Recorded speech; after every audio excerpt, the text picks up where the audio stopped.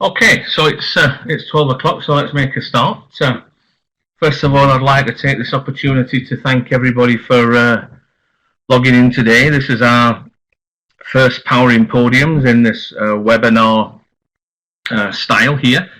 For those of you that have been to our Powering Podiums before in a live environment, it's going to be very similar.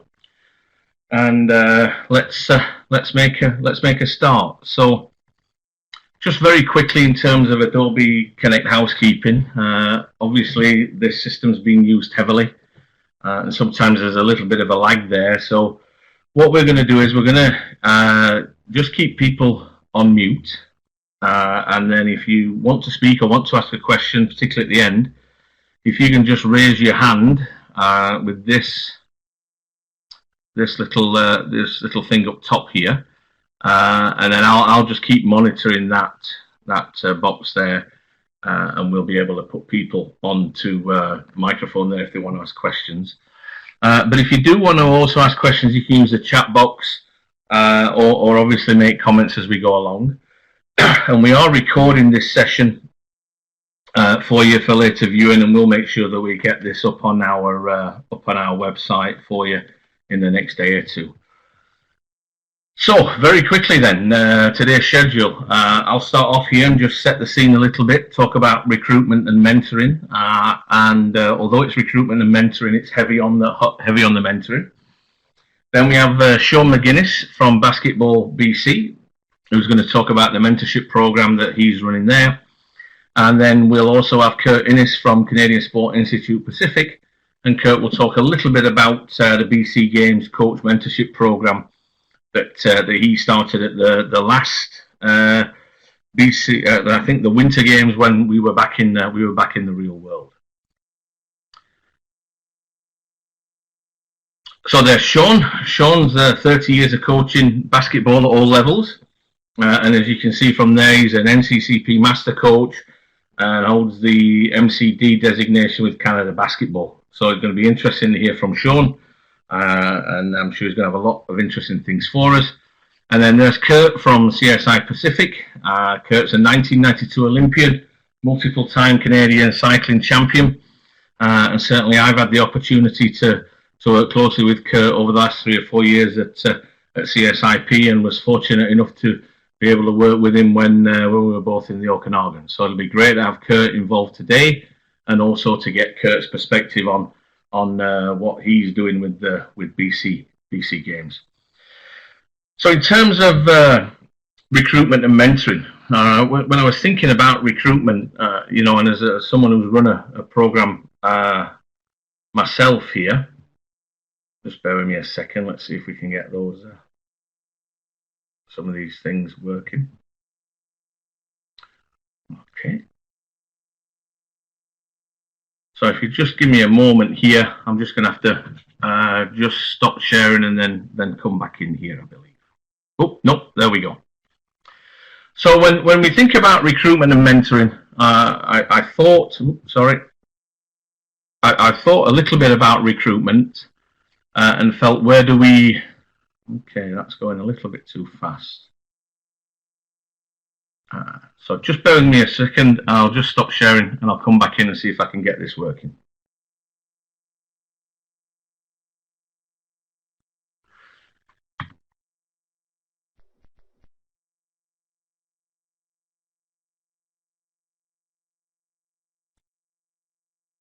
Okay. So let's see if we can get that through.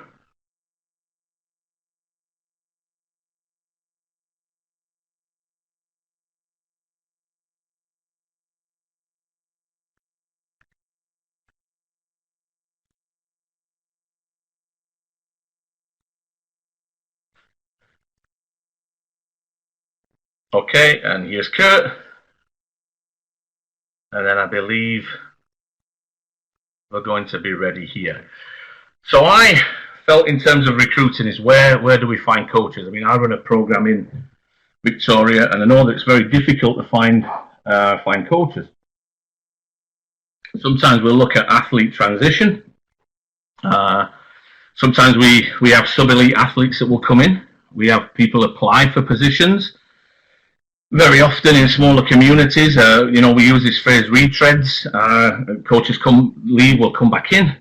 And we recognize that coaches don't grow on trees. And then when we think about mentoring, obviously the question is, how important is mentoring? There are different types of mentoring.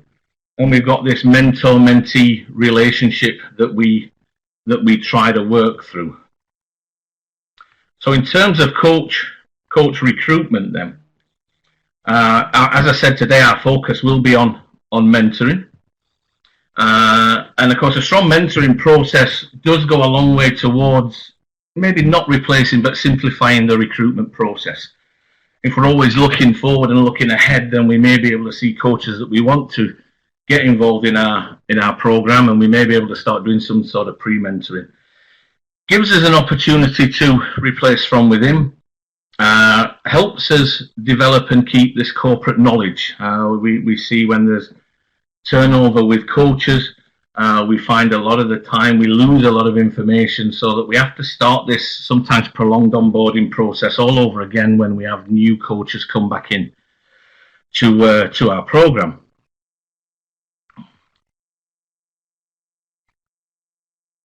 Okay. So when I was looking at mentoring, I was thinking, what is mentoring? And I was looking for some synonyms for mentoring, and I found coach, I found counsel, I found guide, also lead, pilot, shepherd, to show, and to tutor. And then I also found out that it was a city in northeastern Ohio with a population of just over 47,000. So in terms of mentoring, I think there's lots of things that we can talk about, and lots of ways that we might try to define what mentoring is. And then I looked for some definitions and kind of came up with a couple of definitions there, one from the Cambridge English Dictionary, and then one from a business dictionary. And I think what was key for me there was helping, support, advisor, feedback, and experience. And then just trying to look a little bit about, what does research say? Well, we know that key mentoring issues for sport coaches are where do they receive that mentoring, and how do we get that?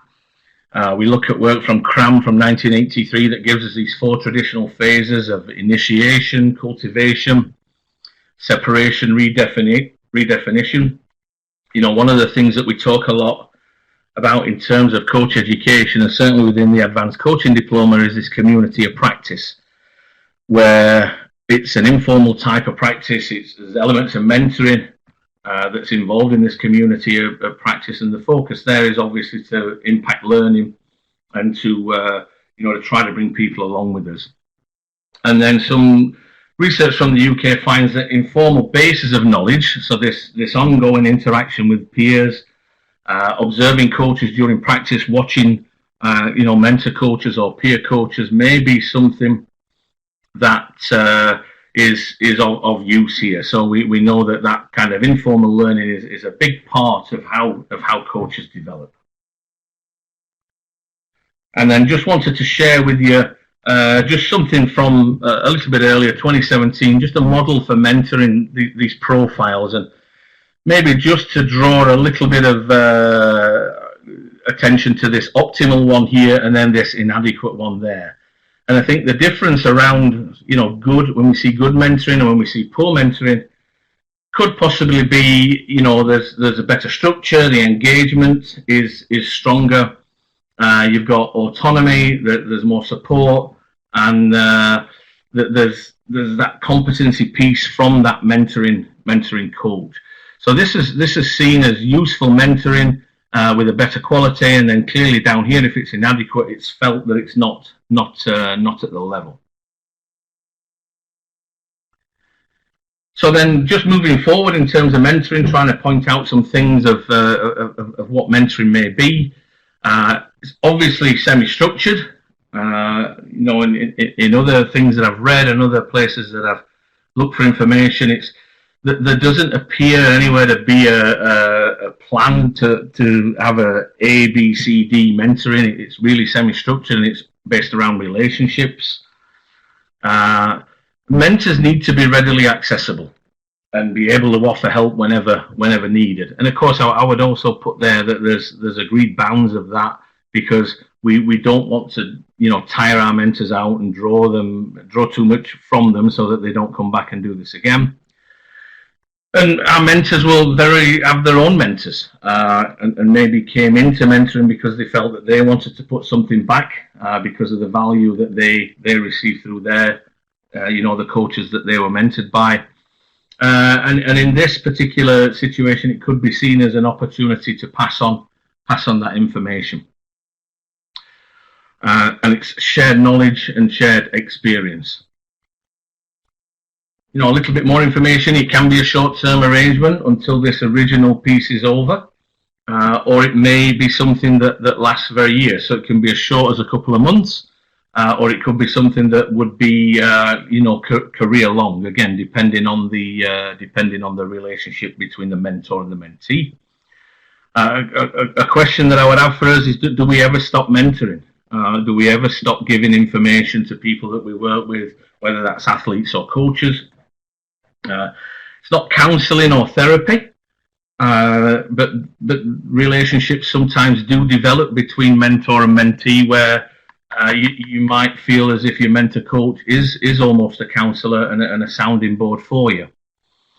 And I think one of the thoughts that I have is, does every coach get the benefit from this type of relationship? I'm sure Shaun and Kurt will talk a little bit about that, and I see some names on here of coaches that I know, and I know that you have mentors, and I know that certainly the people that I have worked with before that have been mentors for me, I certainly would not be the coach that I am without the input from those people. And then, how do we measure the value of mentoring?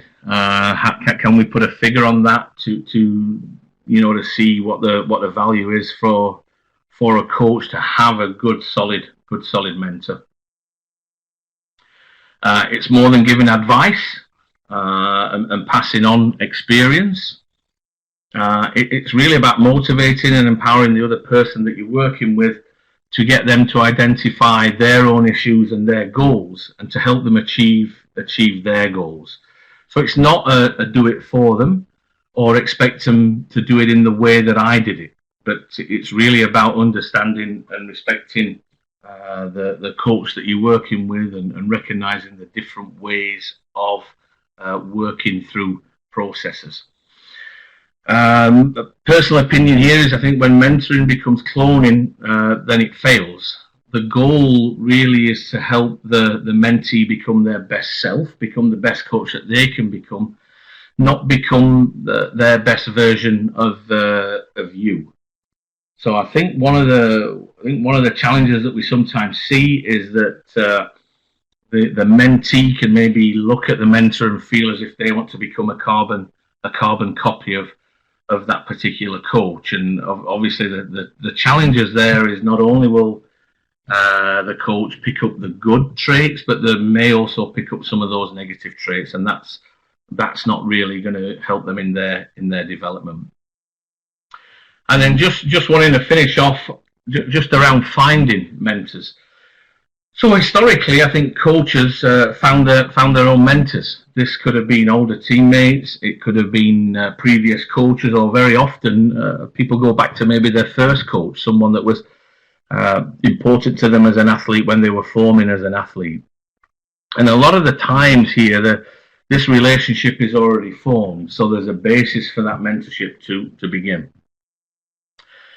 What we see a lot now is that we're setting up mentor-mentee relationships. So they're not organic. It's more manufactured, and we're trying to pair people together. And I wonder if this type of relationship does provide the same results as that previous sort of self-selected historical style that we see. So again, as we think about mentoring, it's when we're putting coaches together, it can be a challenge to make sure that we put the right personalities together.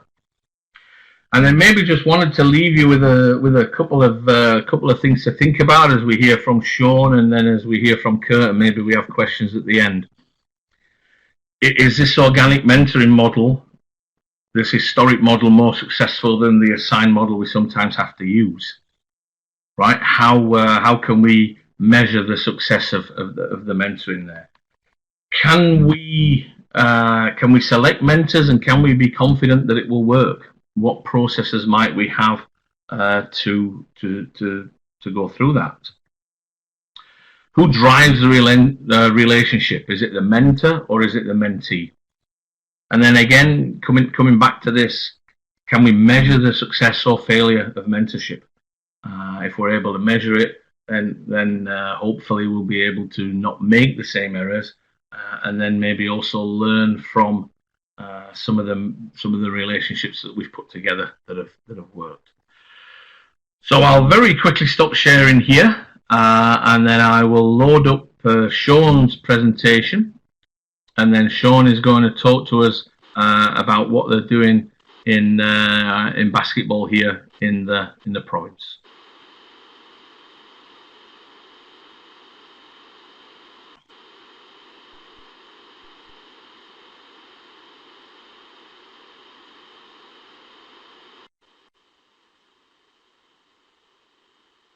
So Shaun, I'll put myself on mute here, and then as soon as this loads up,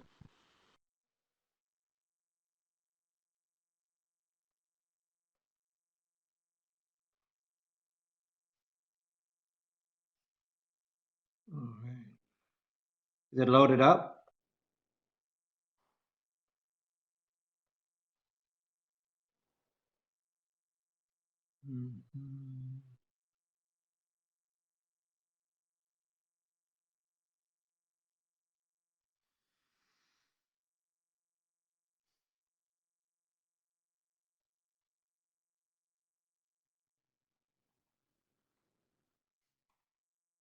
Okay. I think I'm ready to go. Hopefully it's working. Yes, and let's hope you don't have the challenges that I had there.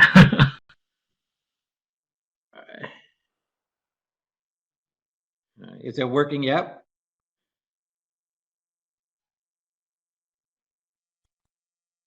Let's see. Let me see. Do you want to click the slide and see if you can get it to move on? Yeah. How's that? That working? Okay. No. Let me see if I can just drop that out.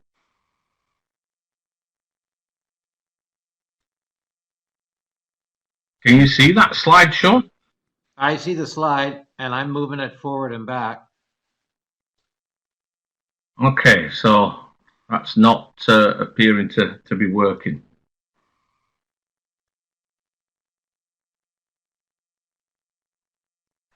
Okay, so Shaun, if you click the next and the previous button, what do you actually get?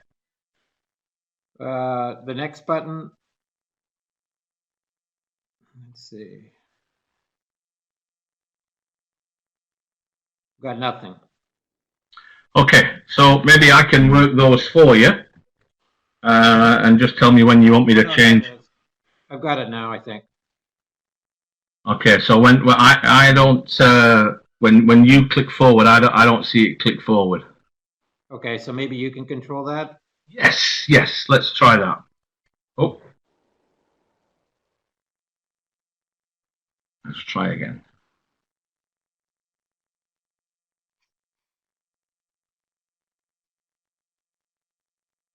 Should I be on share my screen, share document? What should I put on?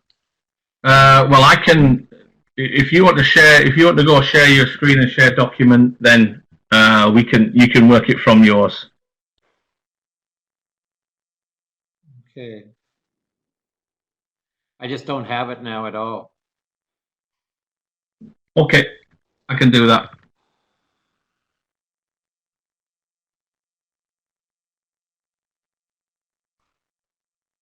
Okay, can you get it up?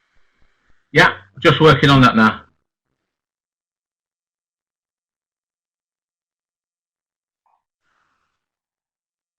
Okay, do you see that, Shaun? Yeah. Okay, so I'll work this from the slides here, and just tell me when you want me to move to the next slide, and Thanks to everybody for your patience. Okay. Okay, so where are you at? What slide are you on right now? Slide 1. Okay. All right. Okay, so thank you everybody for your patience as we get through this. Yeah, I just to give you a background, our coach mentorship program at Basketball BC really is centered around our high performance program, and also in mentoring young female coaches. So our focuses have been mainly high performance, and within the high performance program, also female coaches. So that's kind of where we are looking at a focus. You can move forward. Can we get to slide 2? Yep, there we go. Okay. For some reason I don't have it sliding in there. Okay. There we go.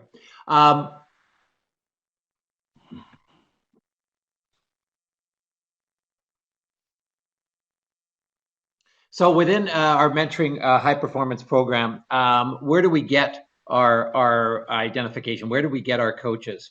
And we get it within our Basketball BC community, and that's just often through word of mouth. We also look at our participation in our NCCP courses. So our facilitators often come back to us having identified or seeing someone within that course situation and coach education, and have identified and said this may be someone that we would be worth pursuing in our HB program. And then finally, it's through observations in competition or in training. It may be through high school, may be through club, where we see these coaches and we say, okay, this is someone that not only would benefit from some mentoring, but also would be useful to get into our would benefit our program. Okay, forward. As far as our development, how do we develop these coaches? Well, first of all, it's through NCCP courses. One of the things that we do within our development program is that we actually pay for their NCCP courses. So once they are in our mentoring program, we will provide that assistance. Our next one is our apprentice and assistant coaching position. So within our high performance programming, and our high performance programming involves our provincial program, team program, but we also have other areas, what's called Center of Performance, targeted all under the umbrella of targeted athlete strategies. So within our programming, we have a futures program, which begins with athletes as young as grade 6 and 7. And they move from that into a Center of Performance program, which is from grades 8 to 10. And then our true high performance, which is basically can begin as early as grade 9 and goes through grade 12. We also support this development by having them coach at various high performance camps and clinics. And again, serving either as an apprentice coach or an assistant coach, and then also through Pro D activities. We will support our coaches by having them attend Pro D activities, and we try to support them again with monetarily. And then all of our coaches will be receiving quarterly evaluation template. And I have that, I think it's at the end of this presentation, but I have a slide that shows what that looks like. Moving forward in mentoring, and we then take a look at what support and monitoring that actually happens. So within that support, we have a formal enrollment into the mentorship program. So once they get into the program, it is fairly a structured program which allows the mentor and the mentee to schedule not only meetings, but to really formalize how this will work over a period of time. Some of our mentoring as far as length can be as short as a season, but often our mentoring it goes for years. In fact, earlier, as Andrew was alluding to, sometimes they build relationships, and these mentors and mentees continue to work in a relationship, a coaching relationship that often moves from being a mentor mentee to kind of co-coach or coaching, not only together but being at that same level. We assign an appropriate mentor, and that's something that is important, that the mentor also meshes well with the mentee. As you know, as coaches, all coaches they're not cookie cutter coaches. So we have high performance coaches that you would call super dynamic, some that are more introverted, some instruct more physically, some instruct more mentally. And again, we want to make sure that that mentor is appropriate for what that mentee is needing. Moving forward on that, we also look at giving ongoing evaluation and feedback because it is important that that relationship is an open relationship, but also one where there is feedback, so that not only from just the mentor, but also the mentee saying, this is working for me, this isn't, could you focus a little bit more on this in regards to my development. And occasionally the mentor-mentee relationship it doesn't work, or maybe outgrows each other, and therefore sometimes we have to reevaluate that relationship. We also give them a IPP, which is an individual performance plan for the coach, and to see the mentee and to plan out their development. Again, there's a handout, and again, I think it's at the end of this presentation. And then funding for NCCP courses and other Pro-D. I mentioned that earlier. That's part of our support system for those coaches. Oh, there is the actual slide has been put in there. So what you see is within that slide, this is an Excel document, so it's not an active, you can't actively put this in, but if anybody wanted a copy of this, please email me and I'd gladly send this to you. Basically, we have self-evaluation of our mentors and our mentee, I should say. And what they go through what we call our 4 pillars, and within those 4 pillars, they will rate themselves. So you'll see a rating of no knowledge, some knowledge, understanding. They're able to apply, they're able to analyze and evaluate, or they're able to create. The evaluator does the same.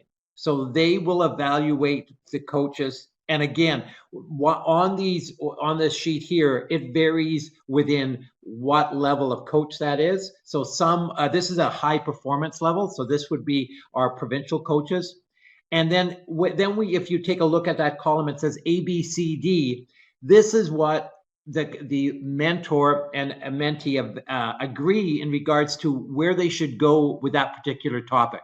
So for example, in the first one, there's nutrition. And again, the mentee will put down what they feel regards to their knowledge appropriate for the level of coaching that they're at. The mentor or evaluator will do the same, and then they'll rate it. Is it something that we need to challenge? For example, you think you know a lot, or the mentee may think, my nutrition base is solid, whereas for that level, whereas the mentor may think, no, you're not. And then do you need to challenge it? Do you have to build on it? Or do you agree? Or is there something that you need to go deeper on? For some of these, you may not need to go deeper on. And you may say, no, you understand dynamic stability very well. We'll just agree on that. And we don't need to get deeper into that. So again, it's not one of these on the ABCD. It's not 1 or 2 or 3. It's not building up to a 5. You don't necessarily need to get 5 on that particular topic. The same thing on the high performance rating. This is for our provincial coaches. We take a look at the goal and we rate them. And if you take a look at the grade, it is a grade, a kind of an ABC grade. I don't think it's shown, that legend doesn't show it.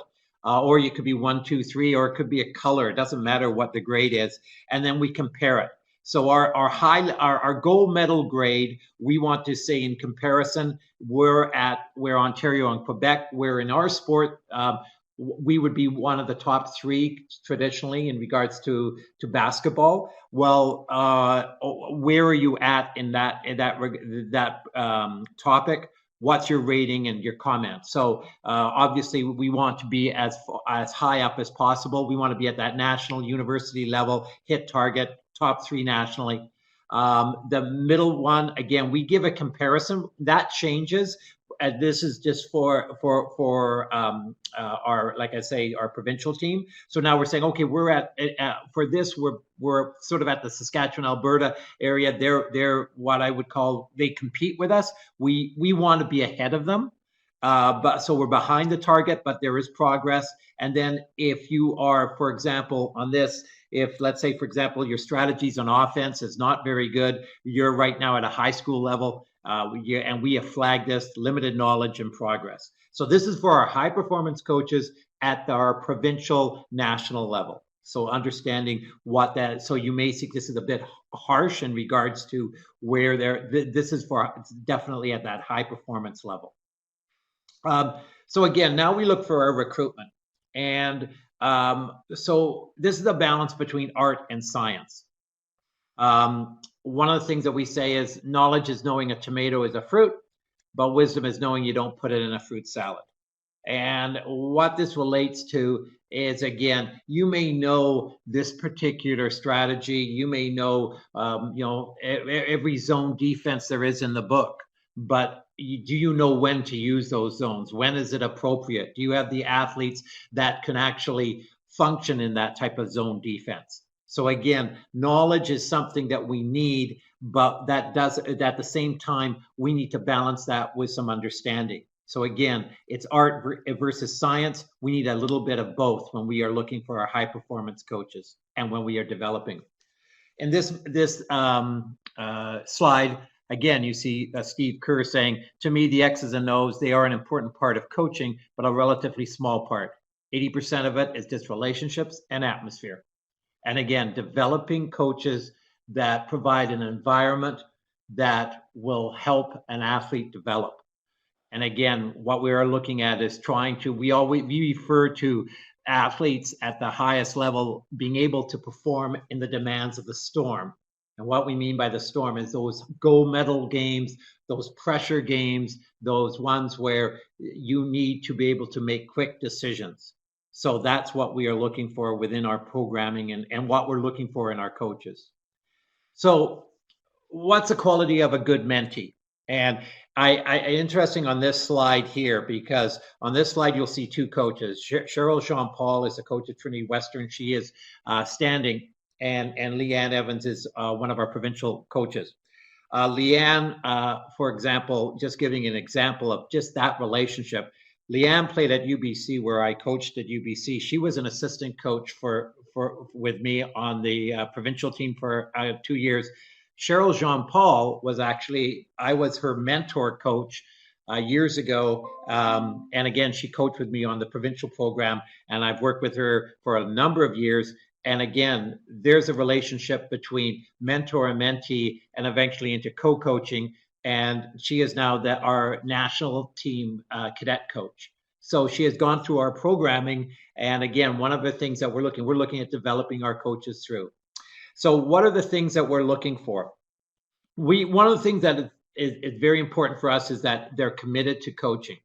If we're putting in time to our coaches, we want them there that have shown that they want to be there for a long period of time, not because I just want to coach the provincial team for 1 year and then that's it. They need to have a growth mindset and be a lifelong learner. It is so important. The games, like in all sports, are constantly developing, constantly changing.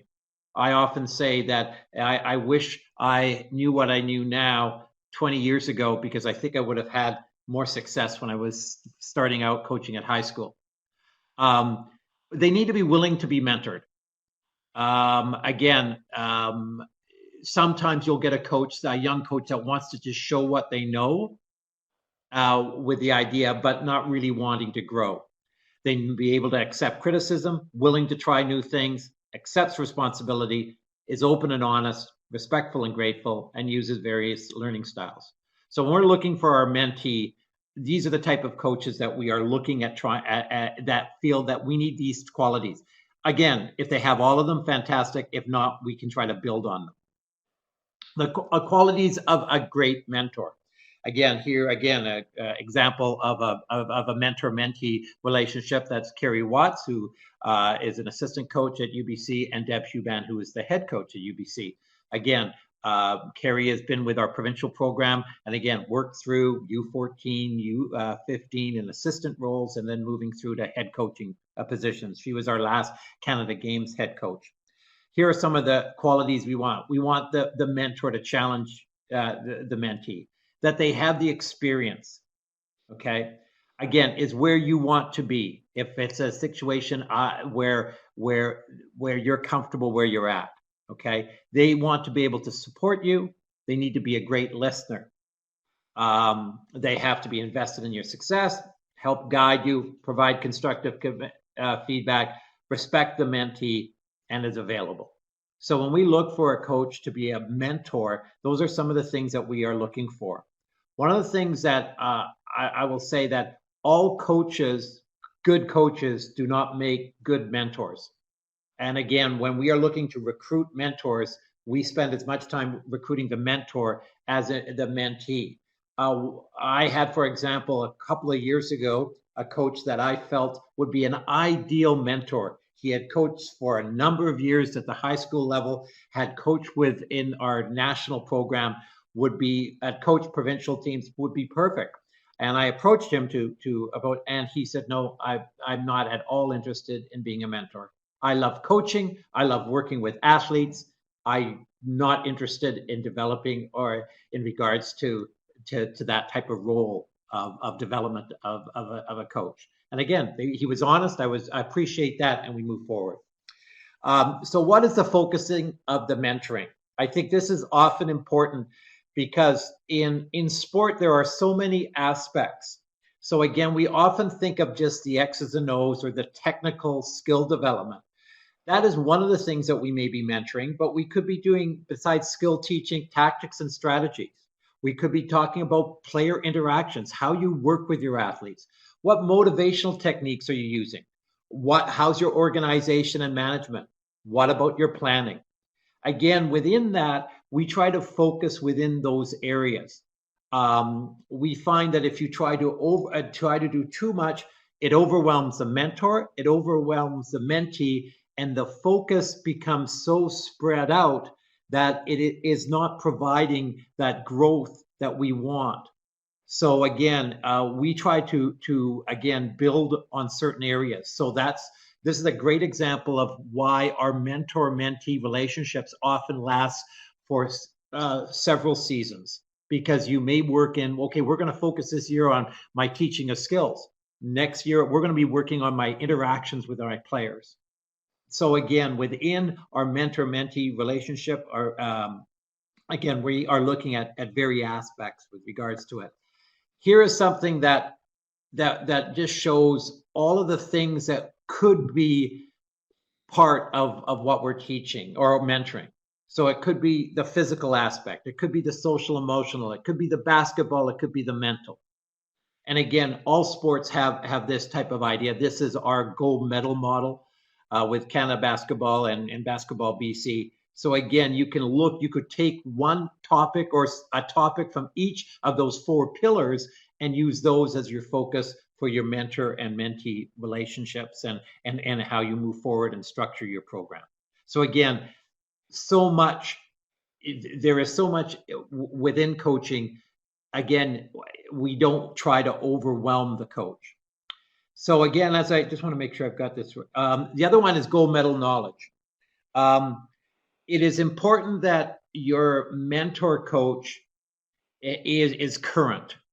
So again, one of the things that we do, we bring our mentor coaches in twice a year for a workshop. And what we do is make sure that they are staying current in regards to what is being taught. So again, if you take a look there's again, all different what we call gold medal knowledge. This is the knowledge that you need to have in order to be able to be a high performance mentor coach. So again, as we move forward, what type of mentoring? And Andrew talked about the fact that there's all different types of mentors, and there's different ways of doing this. So again, a mentor can change how they are mentoring within that relationship. They don't have to pick just one type, but I'm going to go over these 5 types with you. The first one is a consultant. So I took this out of the dictionary. It's a person who provides expert advice professionally. It's expert at recognizing problems and developing solutions. Art of making connections. A consultant, if they're mentoring in a consultant role, those type of mentors often are short-lived. They come in to help solve a problem and then move on. So for example, a consultant would observe your team play, make suggestions for you, style of play or technical package. They will also observe your in-game coaching interventions. How do you sub? When do you use timeouts? How do you coach on the fly, at dead ball? What's your interaction on the bench? And then they would have a meeting to discuss or send a written document. That is a consultant role within our mentorship program. These, again, are very short-lived. Often it is a situation where an experienced coach may I need some help with this particular area. Would you be willing to come out and take a look at what we're doing? Or I'm getting frustrated trying to get this concept across to my players. So that is how we look at it in regards to a consultant. Then we've got the trainer. A trainer is basically, sorry, I moved back there. Okay. Okay, there. A trainer is someone who trains, imparts practical knowledge, teaches technical and practical things. So this is not a teacher, but a trainer. So what does a trainer do? Prior to a competition, you come to agreement on a skill you wish to improve in your game coaching, for example. Okay, so and again, it could be an action print, it could be dead ball communication, it could be your use of assistant coaches. It's all any of those things. Then they observe you in competition, okay, and then they will debrief, okay. So again, what a trainer is the mentee is being trained. So the mentee is observing you, the mentor, in competition. Ideally, we want that coach is being videoed and mic'd. You observe from the sidelines or that, and then you can. So basically, this situation is, you are watching a veteran coach, a mentee, and that coach is helping you train. Again, short-lived. Role model, a person who serves as a particular model in a particular behavioral or social role. So this is out of the American Dictionary. Who you want. So what we look there, we observe the mentor coach in practice. You observe the mentor coach in games. You observe the mentor coach in staff and team meetings, and then you meet and discuss your observations. So again, that situation is different than the other one where you are training the mentee is going through. This is one where you are the mentee is watching the mentor. And then finally, a facilitator. A facilitator is someone who uses knowledge of a group to formulate and deliver the needed structure for meeting interactions. And again, as we move forward with the facilitator, a facilitator will provide guided opportunities. They will co-coach parts of practice, co-present at player and staff meetings, and gives feedback in specific areas in the game. And again, what is a coach? Definition of coaching: unlocking a person's potential to maximize their own performance. It's helping them to learn rather than teaching them. So all of our mentor coaches, this is what we're looking at. And again, as we go through with those last slides, there's different ways of mentoring. And often it's a combination of different ways of meeting the needs of the mentee. And again, as Andrew had mentioned, sometimes the mentee is a seasoned coach that just needs some adjustments to, or wants a different person's point of view. Even myself, I mean, again, and not to say, but a coach that has coached for a long period of time, we still encourage, and I know I certainly still use mentors. And again, picking the right mentor is very important. So prior to a competition, you have a conversation around areas of growth. You observe your team play at practice. And again, as a coach, I would be coaching from the sideline, or I'd be looking at that coach from the sideline. Ideally, they're being videoed and mic'd, and then we debrief. Again, one of the things that's really important is we have found the difference there is between the coach at practice and the coach at games. And that often is something that the mentor can really impact the mentee in regards to that, because often there is a disconnect between the coach at practice and the coach in a game, in the way they interact with players, in the way they communicate, all of those things. So again, it's one of those things that we often are looking at in our high performance coaches in regards to trying to make sure that there isn't that disconnect, because that disconnect can often be very frustrating for the coaches, for the players. So finally, basically for us, Tom, mentoring is about more than encouraging people to be just like you. We do not look to develop cookie cutter coaches. We are very proud of the high performance coaches that we have. And for example, last year, we would be on our women's staff in particular. We had, each coach had a head coach, an assistant coach, and an apprentice coach. And each team was very successful. And all of those coaches, certainly there were some common threads within the way that they coached and the way they were developing as coaches, but they also had their individualities that we encourage and we promote. It is really important that when you buy into a mentorship program, you understand you are not trying to get and develop similar coaches in regards to style. What we want is, we want the similarity wants to be based on best practices, professionalism, the way they interact and support players. All of those are very important for us. But as far as the delivery, the tactics and strategies that they use, that varies between the coach's expertise and also the type of athletes that they have. And I think that's it. Hopefully that gave you a window into our mentorship program. It is one that is constantly being developed, and constantly we are trying to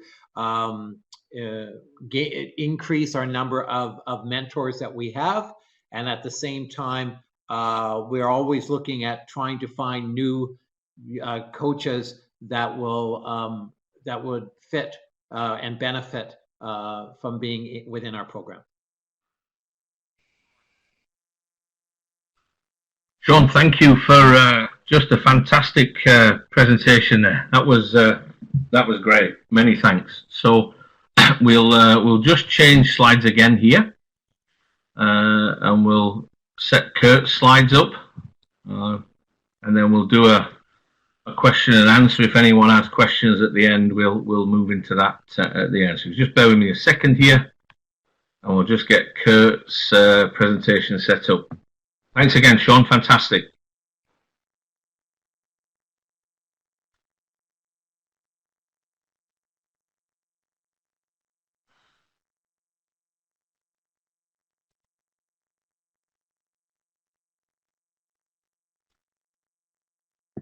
Okay, Kurt, are you able to control those slides?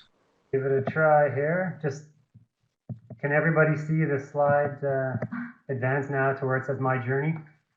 Just give me a thumbs up on the screen if people can, in the chat box there. Or Andrew, just give me a yes. Okay, awesome. Very good. Thank you very much, everybody. Thanks, Andrew, and thanks, Shaun. That was awesome.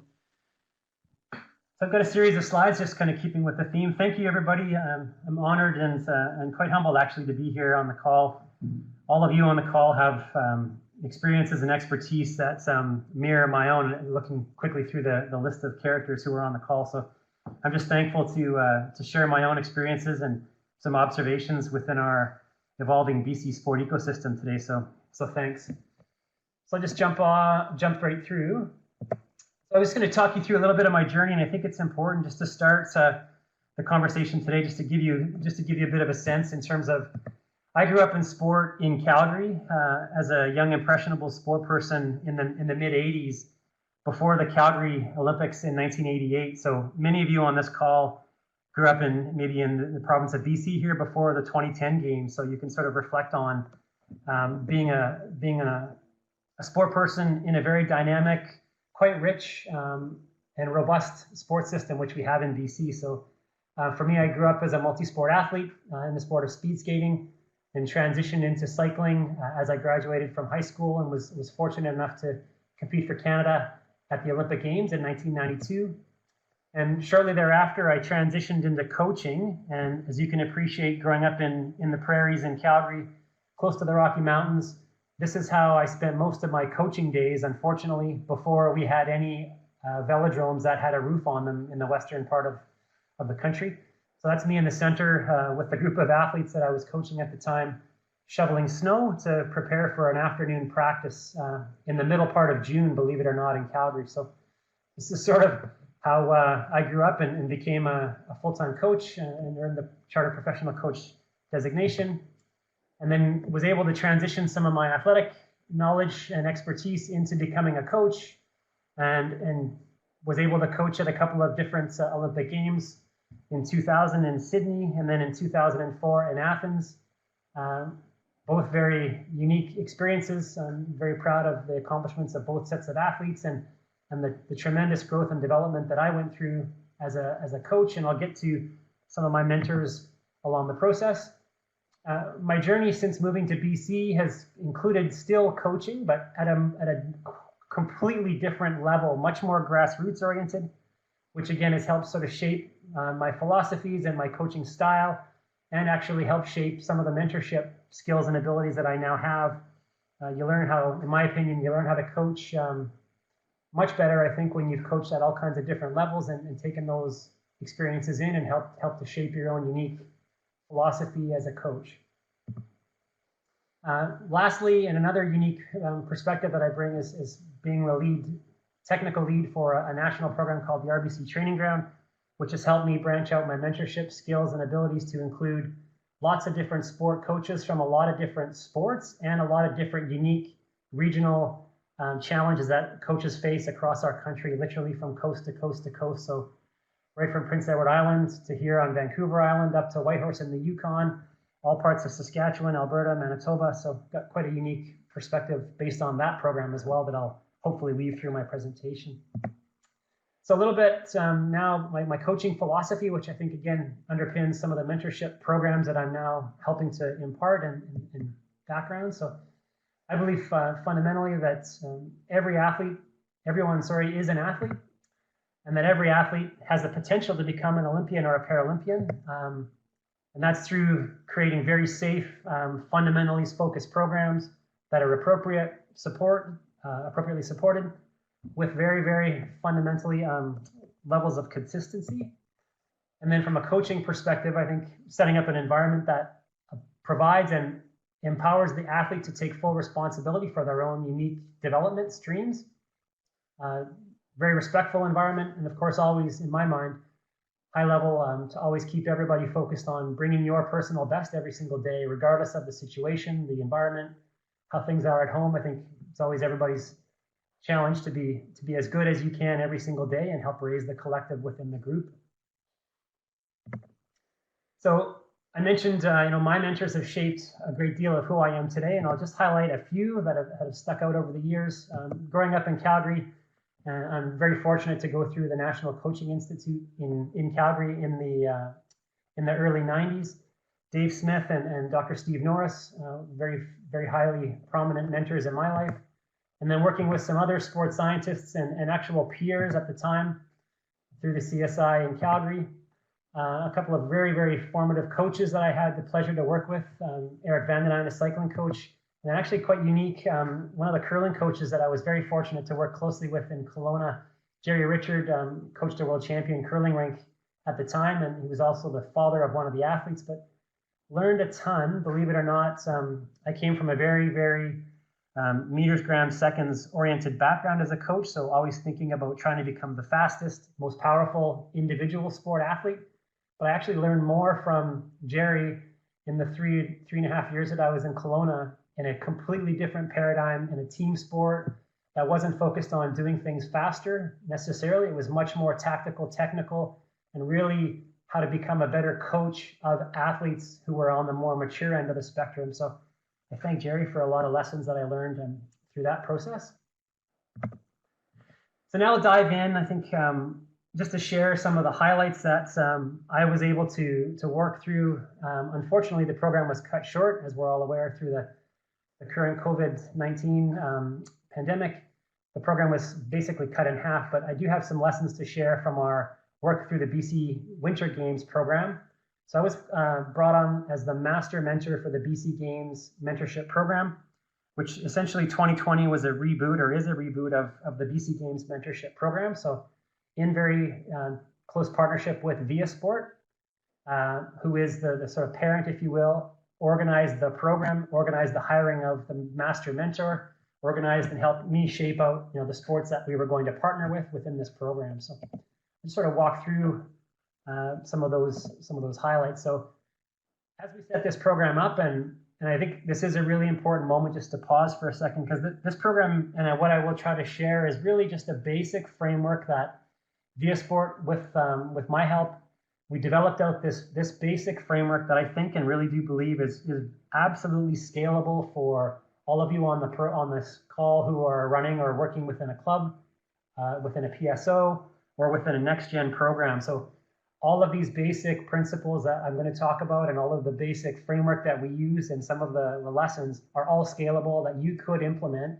within your own programs. And I'll challenge each of you to hopefully take some of the lessons that I've learned, and I'm happy to share more afterwards if you have questions. But so it's basically, I'm just going to share the sort of plan, the execution, and the debrief process that we went through. So it's based on these three sort of high-level goals that we had. So supporting provincial sport organizations, the PSOs, in targeted coach development through mentorship. So fundamentally, this is a mentorship-based program. And we were hoping to build some capacity within our PSOs through their coaching leaders by increasing the confidence, one, and then competence, two, to act in mentorship roles. And then lastly, just introducing this basic mentorship model that could be used to develop a variety of roles in each of the PSOs. Understanding that we're starting with, and the program is based around coaching fundamentally, but can be utilized in the PSOs across all different technical roles. This has been touched on quite a bit, but the BC Games Mentorship Program was really based on these four main elements of mentorship. So focusing on knowledge acquisition, supporting the coaches and or PSOs with career development.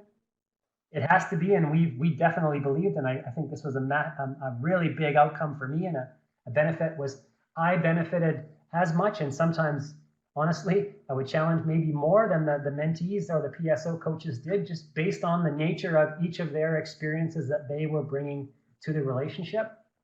And it did involve, and I think it fundamentally should involve, some direct interaction. So we did the bulk of the work, the pre-work, by a webinar and our phone calls, but a lot of the high-level mentorship in the trenches really was at the BC Games, face-to-face, working with the PSOs, their lead mentor coaches, and then their mentees or apprentice coaches underneath there.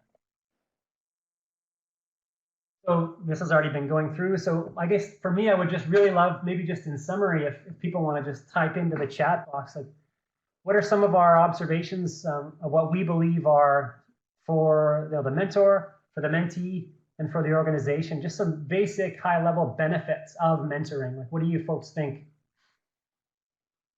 This is where it becomes a bit interactive here, so just type in. Transfer of knowledge, absolutely.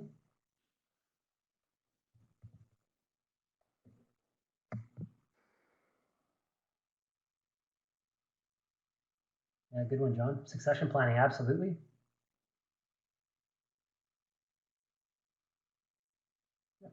Absolutely, Chris. Yeah, that's a good one. And Chris is the technical director for speed skating, was actively involved in the BC Winter Games program, which is great. So yeah, building relationships, Mike. Yeah, thank you. Just give a couple of other seconds here just for others to type in. So this is, as Andrew said, this presentation is being recorded, so you can refer to these after. I'll just sort of blast through these, but I think where we really tried to highlight the benefits that we were trying to think about and put in place, looking back retrospectively, I think we hit all of, if not most of, if not all of, but really trying to help develop out these personalized development plans for the mentor within each of the PSOs. We did shape it in such a way that there was a carrot in terms of providing some NCCP or National Coaching Certification Program benefits in terms of education. Opportunities to develop sport-specific coaches. And other things that we didn't take for granted and we thought very deliberately about, trying to put the coaches in the front seat in terms of taking on leadership roles within the sector at large. So putting the coaches who were involved in this program being directly involved in guide to the game sessions for BC Games. So speaking on behalf of this program when the slides got to the point of the role of the coach at the BC Games, putting these mentor coaches in front and center. And then another benefit for sure from a coach mentorship perspective is these programs, like the BC Games mentorship programs and the programs that you could run and are running within your PSOs, do offer direct PD or professional development credits for these coach mentors, which is also something that is quite beneficial and important as the coaches work through the process. So the other two in terms of the mentee, an apprentice coach, and the PSO. So for some of these coaches, this was their first multi-sport games experience. So somebody in the chat box specifically said it is actually a really safe environment if you do it well in terms of bringing mentee coaches or apprentice coaches in. It is quite a safe environment where they can practice some new things with the support of a mentor that can help them immediately receive great feedback and work through issues if they have some. And then PSOs, most definitely the strategic opportunity that this program presents in terms of focusing on coaches who are emerging through the coaching development pathway, either directly through NCCP programs or from your club or provincial sport organization programs where coaches are standing up, putting their hands up that they are doing great work. You can bring them in through a recruitment process like Shaun has already said, which I think is fantastic. So our structure really was focused in on myself as the master mentor. I was contracted by Via Sport, and I'll get to some of the outcomes in terms of what that actually looks like, just to share with you some of the feedback that I have for the program in terms of what the actual workload was. So I'll get that in the next few slides. We definitely used a triad model where we did really work closely with the organization. So in these cases with the provincial sport organizations, they nominated a mentor coach that was focused on being the responsible coach at the BC Games for their PSO. And then there were either one or multiple mentee coaches. So that's where the triad model for us really worked well. So, and the master mentor, the coach mentor, and the PSOs, we did work very deliberately to create a personal development plan for the coach mentor. And we determined how those mentors could best support the apprentice coaches or BC Games zone coaches based on the unique individual needs of the sport. So this is where I would say in terms of what your unique sport needs are from a mentorship perspective. So you can shape it any which way, like Shaun has said, based on the unique team sport dynamic in basketball. Challenge each of us to make any mentorship program you're thinking about running very, very appropriate and specific to your sport. So throughout the remainder of the program, after we did do the planning, start with execution, I did have regular check-ins with the coach mentors and provided ongoing support and resources. So I think it's important to be said at the onset here that it is an ongoing process. So we developed a framework that did have a definite start point where we had a welcome webinar, and then every month for a 5-month period, there was check-ins that I followed up and kept driving. So one of the questions Andrew asked, our unique model, maybe it is unique, but I was driving the unique aspects in terms of the touch points, the once per month, and then left it open for the PSOs to reach out if they wished for additional support and or questions and or sessions on the phone or in person. So the scenarios that we worked through with the BC games, which were unique. So it could be, this is where you could chop and change and or make it unique in terms of your scenario. But so we had two different scenarios where the apprentice coach could be attending the games as a non-zone specific attendee, or they could be there as a zone coach specifically. Sorry, I'm trying to read the slides and talk at the same time. My mouth is getting ahead of my brain. Or a combination of the above. So, for example, some of the sports identified one apprentice coach that was in addition to their sport-specific technical package. So the mentor coach worked very specifically with just one coach through the whole 4 days of the BC Games. In other cases, I'll use speed skating as an example. They nominated one mentor coach that worked with all of their zone coaches throughout the entirety of the game. So quite a unique difference and very appropriate depending on the needs of the sport. Both had very high levels of success. So I think it's really important to note those two different styles and scenarios as well.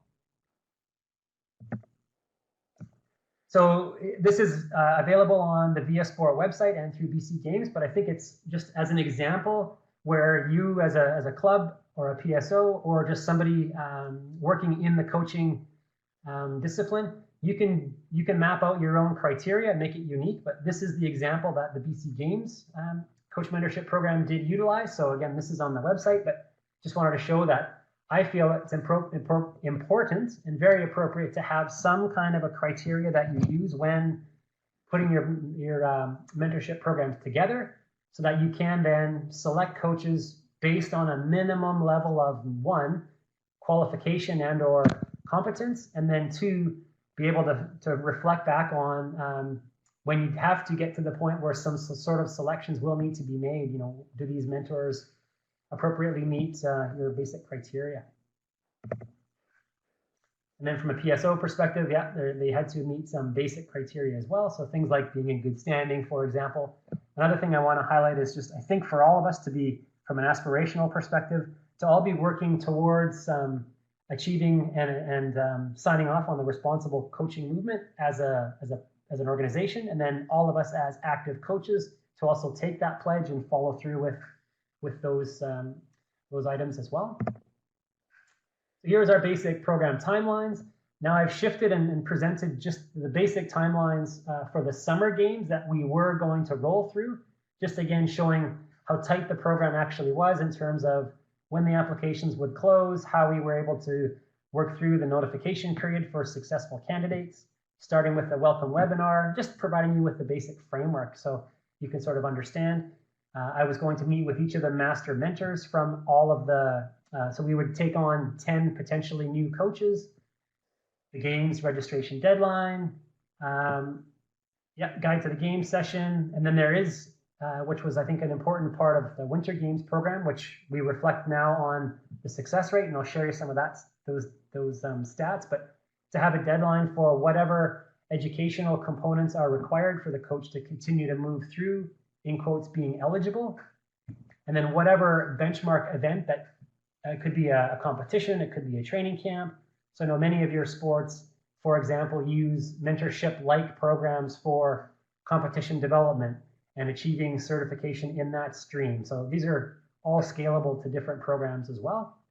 And then some kind of a debrief is what I think was important for at least the way we've worked through not only the Canadian Sport Institute, but in this BC Games program as well, is definitely having a date a line in the sand where an official formal report needed to be submitted so that we could then reflect whether or not we were successful in meeting the outcomes of the program.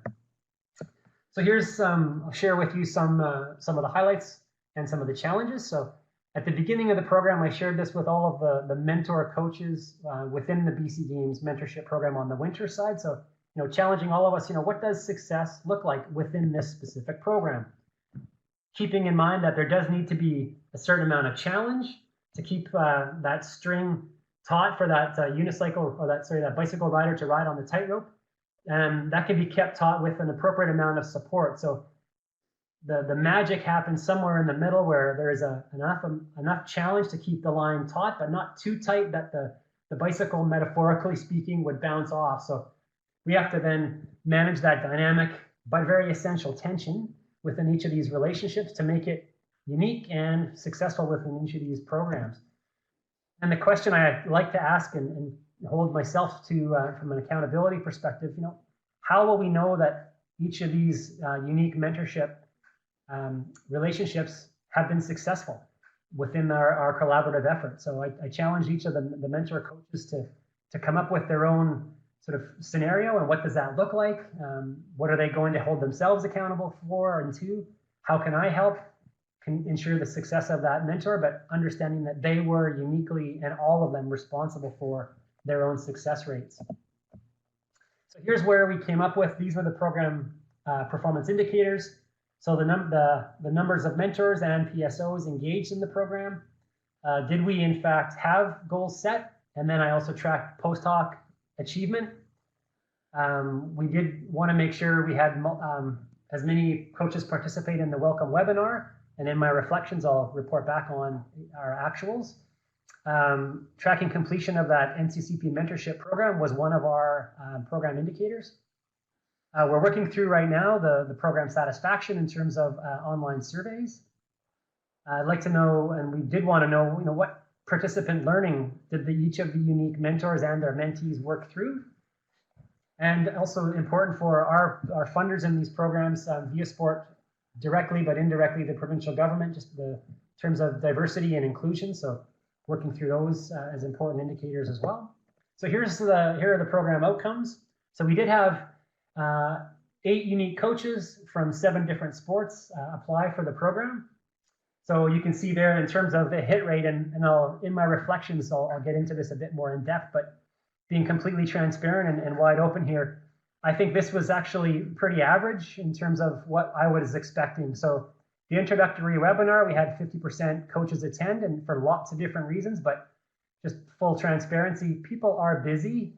And using this webinar as an example, anytime you can record something with future viewing opportunities and possibilities will increase your hit rate. So we didn't, for some of these things like the NCCP mentorship module, we did not, although it was developed and delivered via webinar, we weren't able to broadcast it for future viewing, record it for future viewing. So that was a challenge. Guide to the game sessions were viewed for later. So the coaches didn't participate in the active sessions, but they did take them up afterwards online. So these are all just capturing the real stats in terms of, did they come on the day of? No, but they were able to catch back up.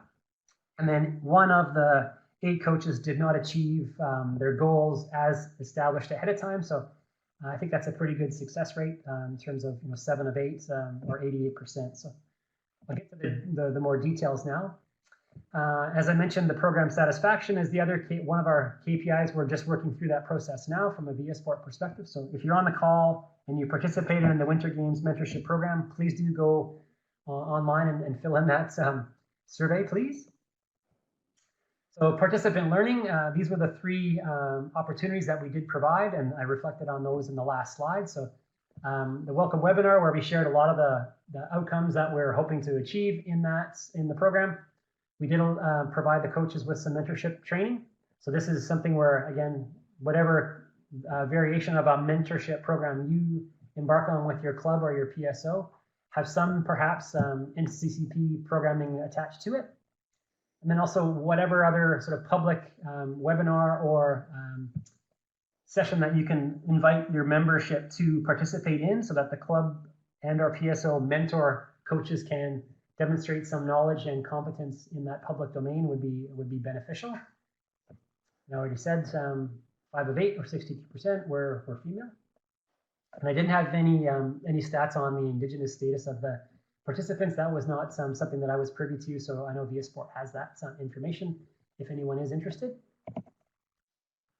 These are some of the outcomes in terms of what a potential mentorship program, in quotes, FTE or full-time equivalent could equate to. So all up, I appreciated it was going to be somewhere between an 80 and 100-hour commitment from myself, and all told, it was about 100 hours total. So this is sort of what a 5-month mentorship program could look like from anywhere from 8 to 10 participants. So just for example, within that 5-month period, I formally had 6 individual meetings with each of the mentors. So that involved about 30 to 45 minutes per call and somewhere between 15 to 30 minutes of prep and or debrief after each of the calls. It did involve a little bit of work on the selection process, a couple of hours, a little bit of work on from a welcome webinar perspective in terms of the prep, the execution, and the debrief. We were all involved in the mentorship module, which was 2 3-hour sessions. So I just worked that into just so that everybody does have some eyesight into, that there could be some sort of PD built in that you do want to have your mentor coaches aware of and accountable for. Quite a bit of at games participation, so 4 days, approximately 10 hours per day. And I know as coaches, some of you spend more than 10 hours each day. So this was just an average. I know I was over 10 hours each day, but just to be fair, doing the travel back and forth to each of the unique venues, there was some significant bus time and transit time, but it just that's the day in the life of a coach. And then a pretty short, sharp couple of hours to do the final report. So just to give you a snapshot of sort of what that mentorship, overall mentorship program could look like, either someone like myself as the master mentor for a multi-sport scenario, or if you're working with 6 to 8 coaches in your PSO or your club, that could be what a sort of 5-month process could look like for yourself. Here's my overall impressions. So just happy to share. And if you have any further questions, I'm more than welcome to, or you're more than welcome to ask. But I think the participant engagement was very high level. The webinar format was very positive. And as I said, we really do need to make sure as best as possible. And I think we've learned a ton as a sports sector during this COVID-19 pandemic, where using a webinar format is now our new normal. So I think we're just more, I would say, more openly recording these things for future viewing, which is a benefit for sure. Program satisfaction. Shaun mentioned this, and I know Andrew mentioned this as well. I think, and I know now after the fact, that a lot of the success based on anecdotal feedback, and also I'm sure that we'll get this through the surveys as well, was largely driven by the relationships, and it's two-way. So the amount of time that I was able to take in getting to know the mentors and their unique sport-specific scenarios and cultures and the climate that was unique to each of their sports at the games, that drove a lot of the success of the relationship, and then a lot of the success, I believe, of the mentorship program itself. So finding someone, I know, Shaun, thanks for saying that. It resonates well with me. And those of you that are mentors or wishing to become a mentor, the amount of EQ, so how much you know is important, but it's really how you employ that knowledge in the sort of the emotional quotient that you bring to the environment is really important as well.